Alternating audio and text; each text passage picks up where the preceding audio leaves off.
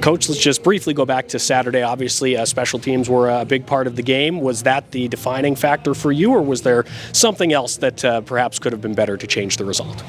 Yeah, obviously that was a factor, but I think I didn't love our game overall. But I think, in fairness to the guys, that game was marked on the calendar in July as going to be a tough one just with the schedule we had. But we were sloppy coming into D-zone coverage and just sloppy in D-zone coverage overall, and Levy had to make some huge saves to even keep it at what it was. So we scrubbed that game and move on to this week. Yeah, all right. Xavier Bourgault comes back from injury. How did you feel he fit in his return?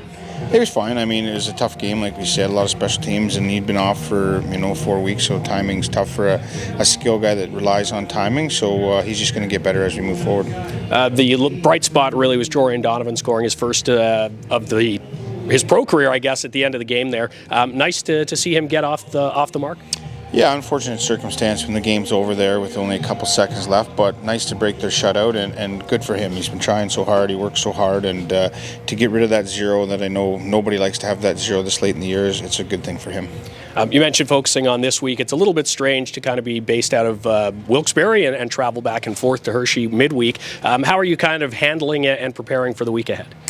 We're well rehearsed in hotels, so it is what it is. I mean, this is a make-up game from the ice issue, so it's kind of nice to unpack your bag once and just be able to commute back and forth. It's only an hour 45 to Hershey, so we'll set up shop here, practice here, go through trade deadline here, and make this home base, so it's not a big deal. Yeah, we'll touch on trade deadline later in the week for sure. You're going to get some bodies back here tonight with Zach McEwen and Tyler Boucher returning. How nice is it to have them back in the lineup, first of all? Very good. Good for them. Really good for them. Both have been out significant time, so they're both extremely excited, and they're both play similar. Big bodies that are heavy on the forecheck, really shoot the pucks, so play with a lot of energy, so big boost for the lineup. At the same time, you're getting some bodies back now. How does that impact the decision-making as a coaching staff in terms of your lineup day-to-day?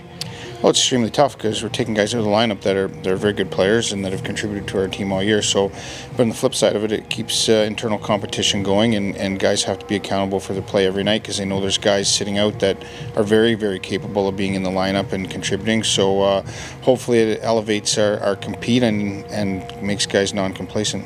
All right, lastly, the Wilkes-Barre Scranton Penguins obviously here tonight. What did we learn about them in the two matchups at CAA Arena earlier in the season? And I'd imagine special teams will be a big piece of things again tonight.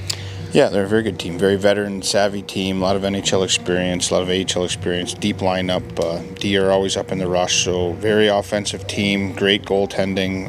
I mean, they're just a deep team. That's why they're competing with Hershey for first place. So we got our hands full. Yeah, absolutely.